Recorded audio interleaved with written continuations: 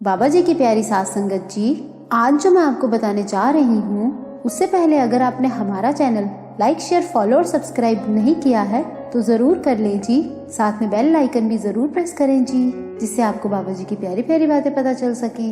और लाइक करना बिल्कुल न भूलें जी। वो कहते हैं ना, बड़ी बरकत है मेरे सतगुर आपके इश्क में, जब से हुआ है बढ़ता ही जा रहा है।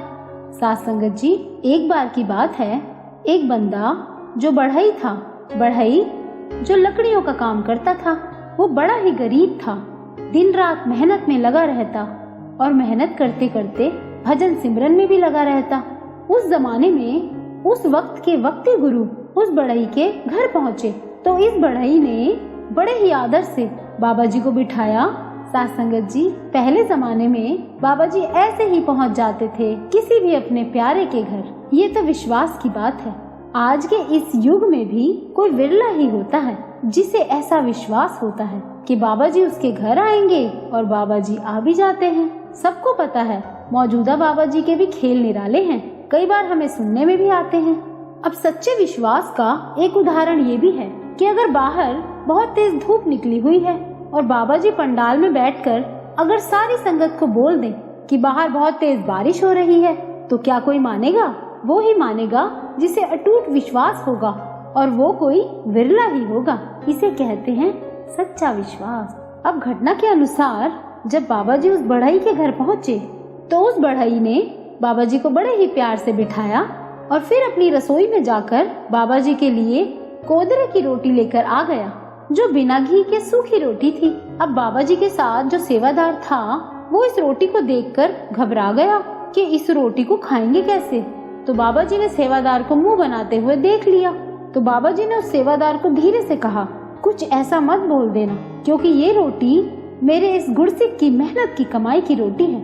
बाबा जी फिर बोले, इस रोटी में जो स्वाद है वो स्वाद कहीं नहीं मिलेगा तुझे। अब बाबा जी जब रोटी खाने लगे तो अपने सेवादार को उस रोटी का छोटा सा टुकड़ा खाने के लिए दिया। अब उस सेवादार को वो टुकड़ा इतना स्वादिष्ट लगा कि बाबा जी से मांगता रहा, पर बाबा जी ने उस सेवादार को और रोटी का टुकड़ा दिया ही नहीं, क्योंकि सेवादार ने उसी रोटी की तरफ घृणा से देखा था। तो इसीलिए बाबा जी ने उस सेवादार को और रोटी नहीं दी। और वहीं उसी शहर में एक रईस आदमी रहता था। उसने भंडारा रखवाया और सब संतों पंडितों को न्योता दिया।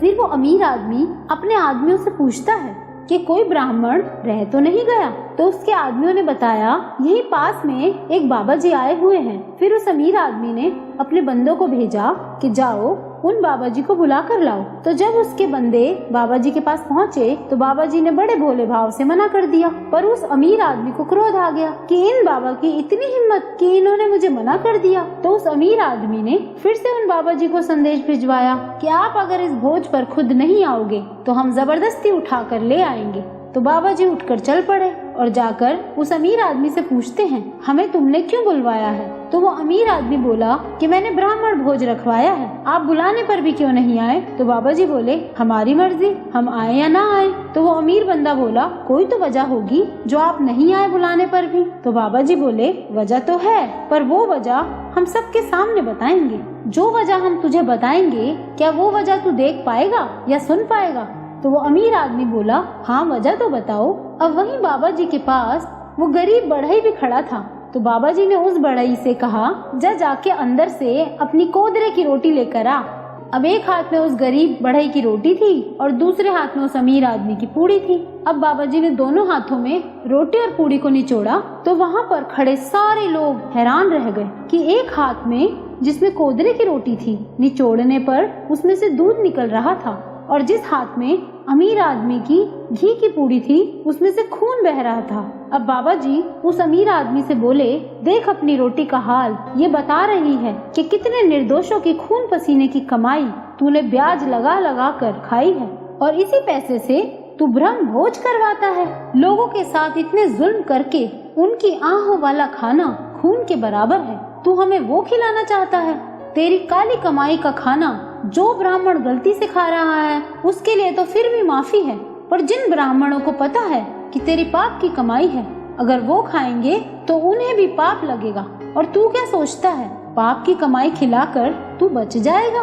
तुझको दुगना पाप लगेगा। एक पाप तो वो जिसमें तूने लोगों के हक मारे, और दूसरा पाप वो जो तू ब्राह्मणों को पाप की कमाई खिला रहा है। अब बाबा जी ने इस दृश्य से सबको यही सीख दी कि अगर हक हलाल की कमाई नहीं है तो नाम जपने का भी कोई लाभ नहीं होगा, भजन सिमरन में मन ही नहीं लगेगा। उदाहरण के तौर पर अगर कोई दुकानदार है और उसके पास कोई सीधा साधा ग्राहक आ जाए तो उसको ज्यादा भाव बता देता है, और कोई तेज ग्राहक आ जाए उसको सही भाव बताता है।